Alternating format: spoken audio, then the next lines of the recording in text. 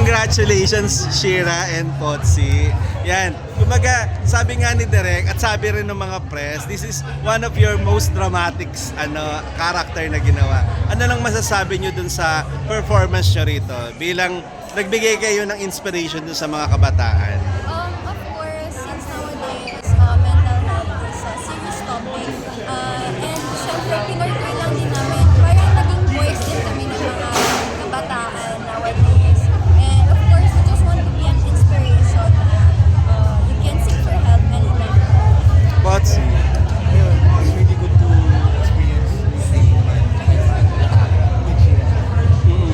At ano ba, win-workout nyo ba yung inyong chemistry? Bakit yung mga maliliit na bata ay tumitili sa inyo pag napapanood kayo?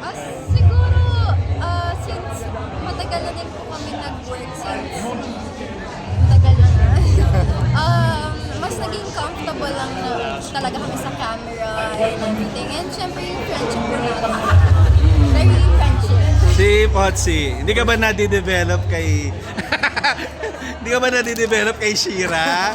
Doon sa mga tinginan yung dalawa on and off screen? Parang, hindi character lang. For some reason, di ko rin talaga in-expect na ganun effect sa mga viewers. Pero I think, Pero parang love team na kayo ng mga estudyante ngayon eh. May pangalan na ba yung love team yung dalawa? Puts ba? Puts para puts ra para ba? So, pero are you willing to work dun sa mas commercialized na mga film kung sakali na pwede, kumbaga may chemistry daw kayo on screen eh, di ba? Syempre, work is work and we're willing to try new things. Ano pa yung aabangan sa inyo? What do we expect from you?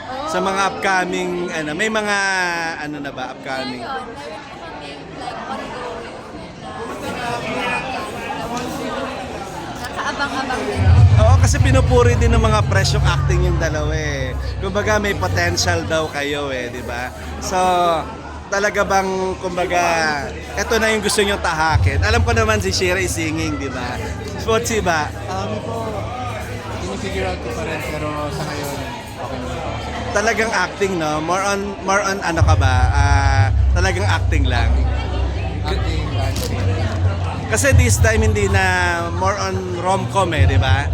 More on dramatic na yung tinatak. Kayo ba yun yung gusto niyo tahakin? Ako, I'm good with anything naman.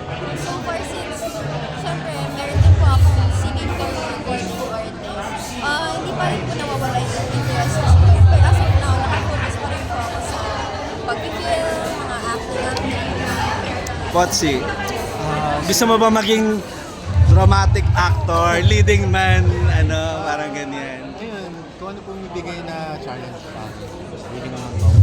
Pag nagpupunta kayo sa school, di ba nagpo-promote kayo? Pag may mga, anong reaction ng mga bata sa inyo after kayo? Syempre, lahat mga tili-tilian, mga cute na bata na kahit pa paano na natutuwa kami na napapakilig namin or napapa-inspire namin, napapangiti. Potsi. Ayun, nakagulat kasi going wild sila. Sobrang sigaw talaga. So willing kayong mag-igat sa mga school to promote, di ba? Mga ganyan. So please invite them to watch. Malamang ito na yung susunod na panonoorin nila. Marami rin nag-aabang na estudyante sa inyo, di ba? Go. Again guys, I'm Shira Tueg. Then po siya. We're inviting you to watch Breaking the Silence.